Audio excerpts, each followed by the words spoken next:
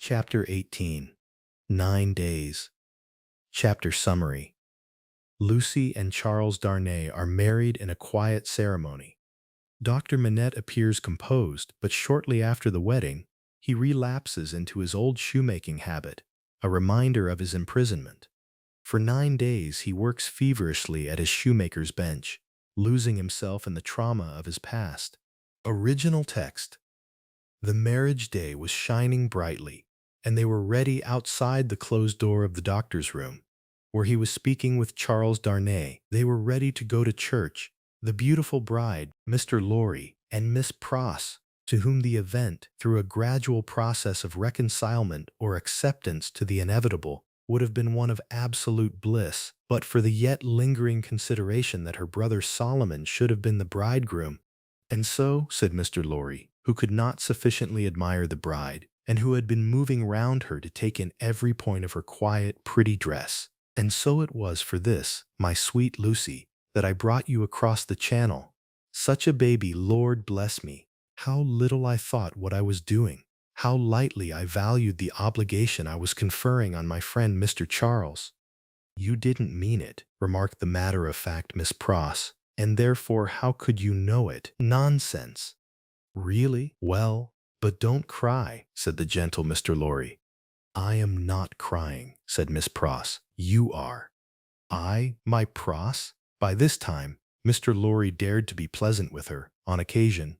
"You were, just now. I saw you do it, and I don't wonder at it. Such a present of plate as you have made 'em is enough to bring tears into anybody's eyes." "There's not a fork or a spoon in the collection," said Miss Pross, "that I didn't cry over last night after the box came, till I couldn't see it," meaning that she is emotionally overwhelmed by the lavish set of silverware that Mr. Lorry has given as a present to Lucie and Charles. "I am highly gratified," said Mr. Lorry, "though, upon my honor, I had no intention of rendering or making those trifling articles or insignificant items of remembrance invisible to anyone. Dear me, this is an occasion that makes a man speculate on all he has lost. Dear, dear, dear, to think that there might have been a Mrs. Lorry any time these 50 years almost." "Not at all," from Miss Pross. "You think there never might have been a Mrs. Lorry?" asked the gentleman of that name. "Pooh," rejoined Miss Pross, "you were a bachelor in your cradle."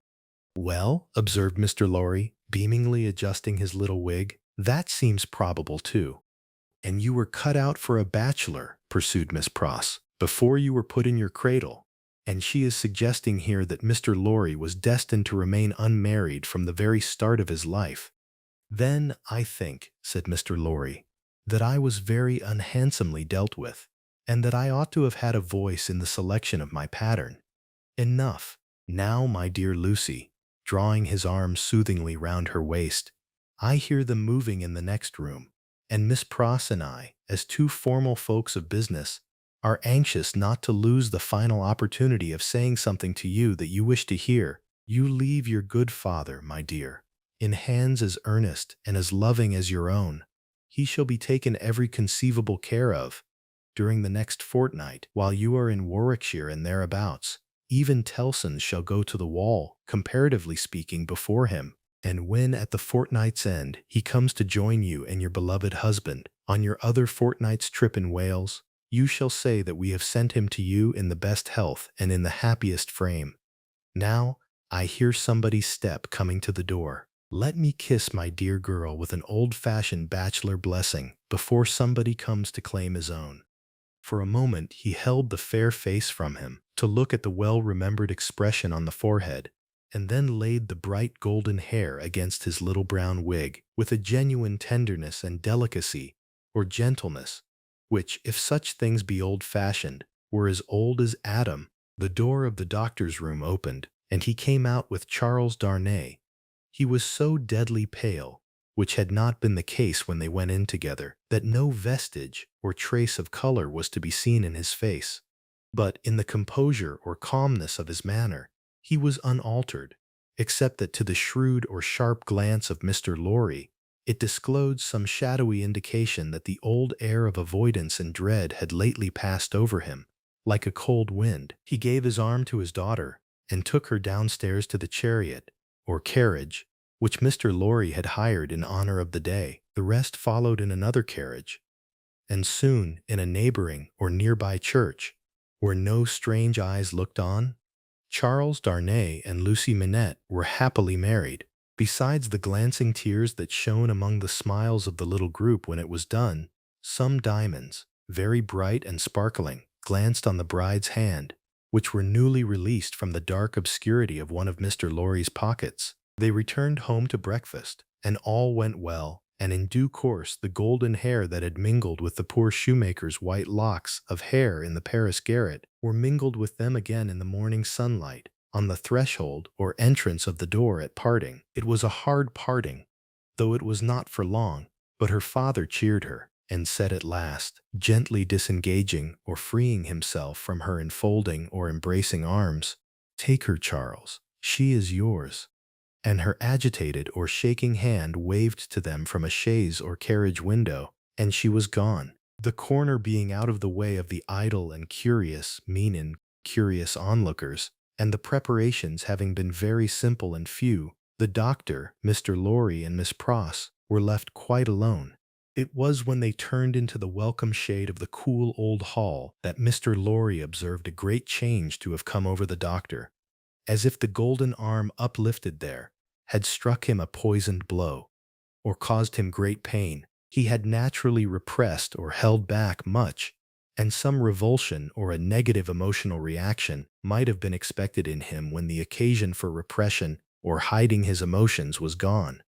But it was the old scared lost look that troubled Mr. Lorry, and through his absent manner of clasping or holding his head and drearily wandering away into his own room when they got upstairs, Mr. Lorry was reminded of Defarge, the wine-shop keeper, and the starlight ride.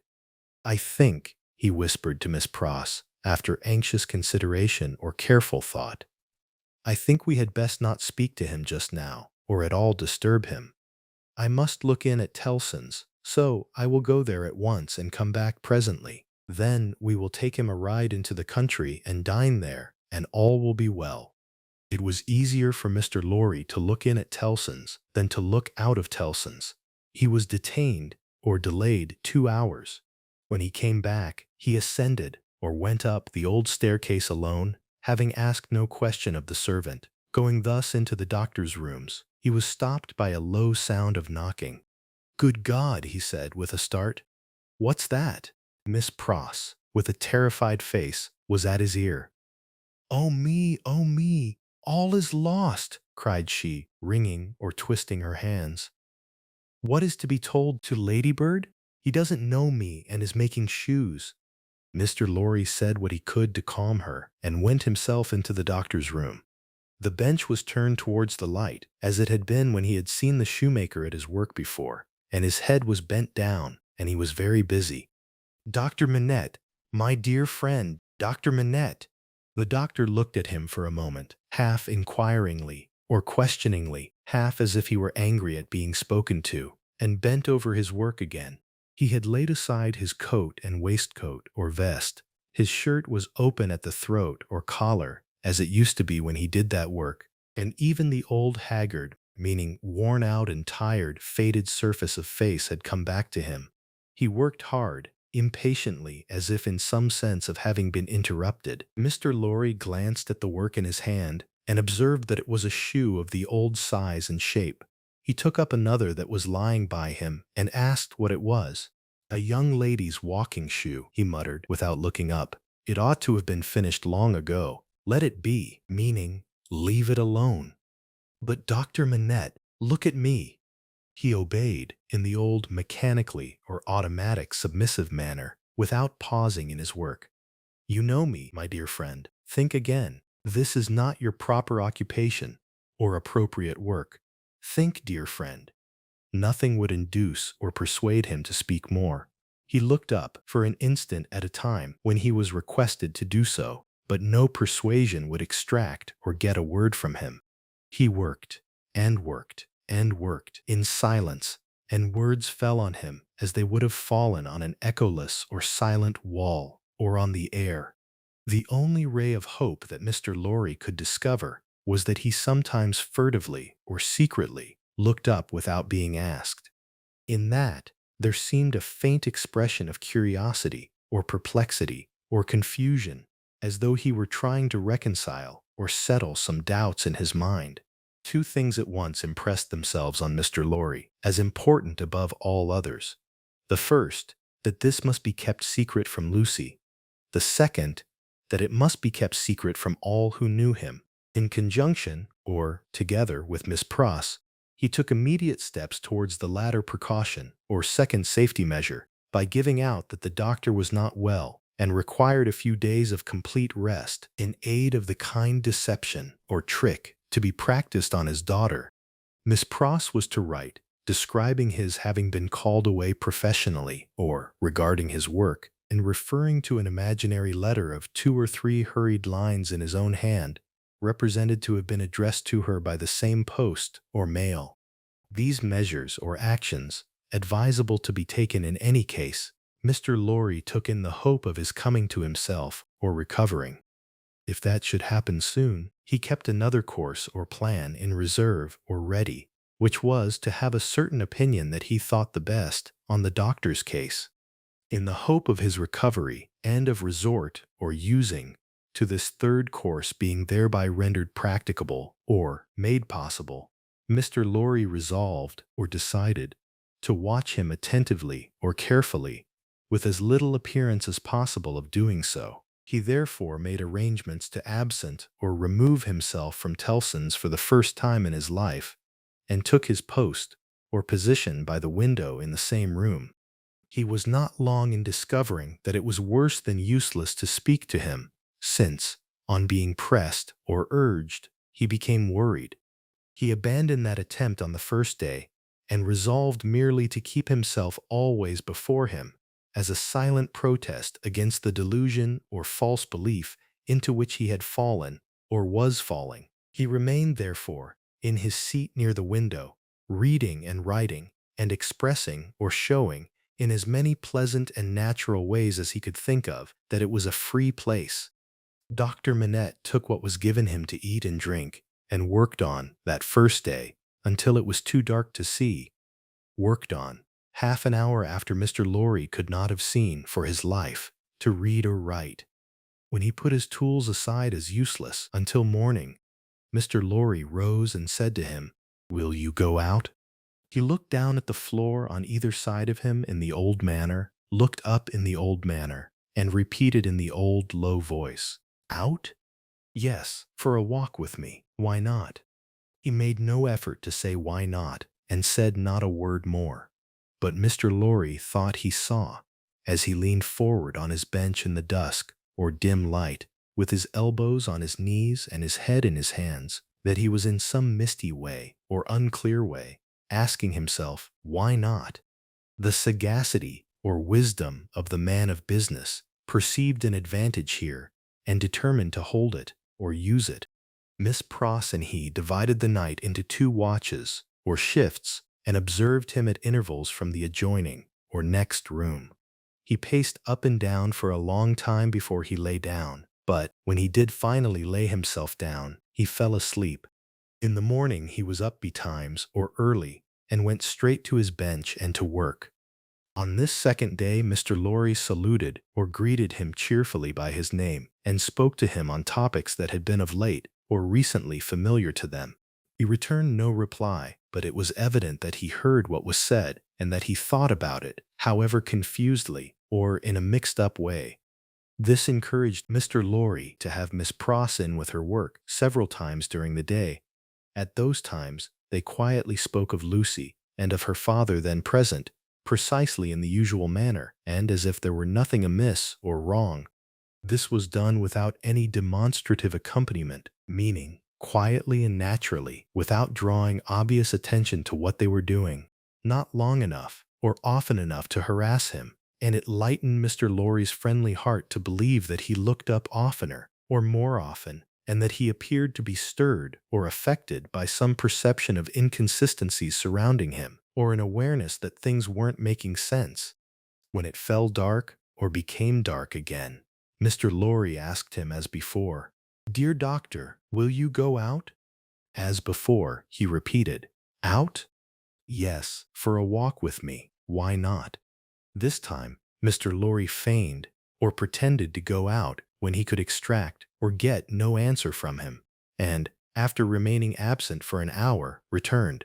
In the meanwhile, the doctor had removed or moved to the seat in the window and had sat there looking down at the plane tree. But, on Mr. Lorry's return, he slipped away to his bench. The time went very slowly on, and Mr. Lorry's hope darkened or faded, and his heart grew heavier again, and grew yet heavier and heavier every day. The third day came and went, the fourth, the fifth, 5 days, 6 days, 7 days, 8 days, 9 days, with a hope ever darkening, and with a heart always growing heavier and heavier. Mr. Lorry passed through this anxious time. The secret was well kept, and Lucie was unconscious or unaware and happy, but he could not fail to observe or notice that the shoemaker, whose hand had been a little out at first, or a bit rusty, was growing dreadfully skillful, and that he had never been so intent or focused on his work, and that his hands had never been so nimble and expert or quick and skilled as in the dusk or twilight of the 9th evening. Thank you for joining us through this chapter of A Tale of Two Cities. If you're enjoying the story, the vocabulary lessons, and the background information that makes this classic novel more coherent, please hit that subscribe button and turn on notifications. Let's keep learning together. See you in the next chapter.